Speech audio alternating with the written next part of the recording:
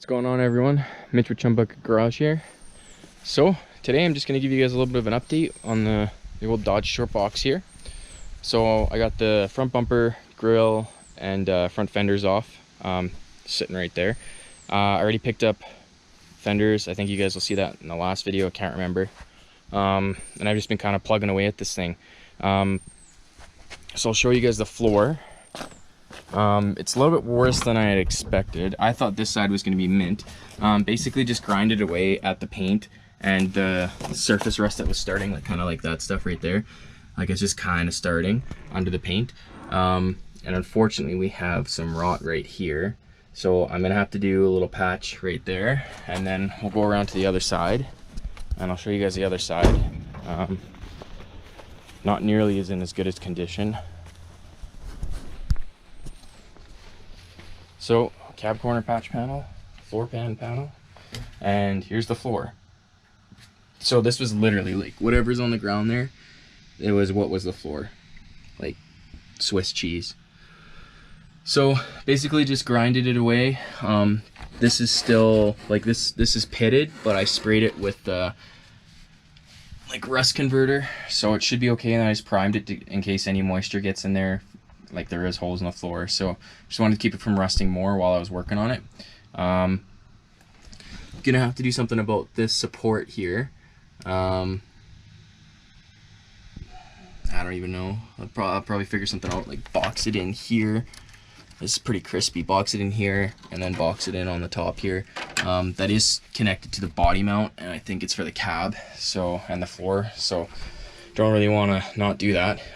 This floor pan patch is the wrong one. This is for an automatic, and this is obviously not an automatic.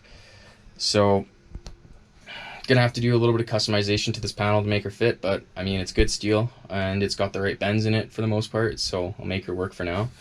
And currently just pulling off the box so I can do this cab corner, because as you can see, we got some daylight down there. It's all rotted back there, so I'll have to pull that out. And I'm gonna have to figure something out for the rockers. I was thinking of just using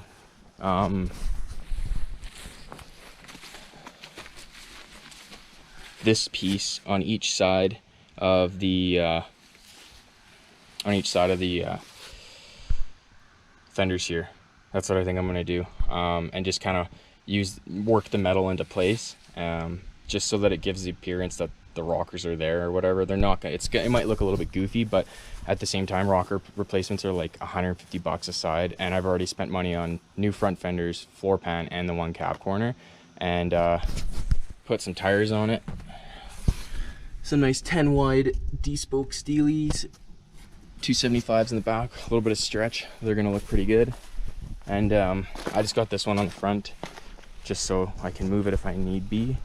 But these bad boys are going on the front, 235s, gonna paint them black so they match the rears.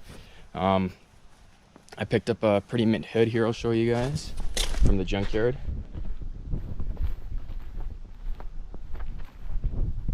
So as you guys can see, it's pretty mint there. Didn't have the Ram emblem on it, like the hood ornament, when I picked it up. But it was 57 bucks at the junkyard, and I couldn't pass it up because the paint was so good on it, and she's absolutely mint on underneath it too. And I sold the other short box and the 440 for 1,700 bucks. So I paid 1,500 for everything, so I made 200 bucks, and I got a free truck out of it technically, not counting the parts I already bought for it. But that doesn't really matter anyhow, I guess. And I'm picking up a 70 C10 from a guy I know. Bodywork's all done on it, just needs to be painted and change out the interior because the mice got her in this past winter. So that's gonna be a new project for the channel. Other than that, guys, I'm pretty much just pulling this box off. Got 5 out of the 6 bolts done, so I can mock up this cab corner here and make some cuts with the grinder. And then I'm probably gonna start mocking up the floor. Unfortunately, when I was going to town on this, I cut this, which is the wiring that goes back to the rear tail lights and reverse lights. So gonna have to splice that. Small minor mistake, not the end of the world. And then I'm gonna have to figure out something for support beam there that goes to the body mount, and patching my floor here. Not gonna do it 100% right. I'm doing a little bit of hacked. Like I said, I just want to get this thing on the road so I can drive it this summer. So other than that, guys, I think that's gonna be it for today. Mason's been out vacationing on the weekends, going to the mountains and stuff like that, so he hasn't been around a whole lot to help out with the channel stuff.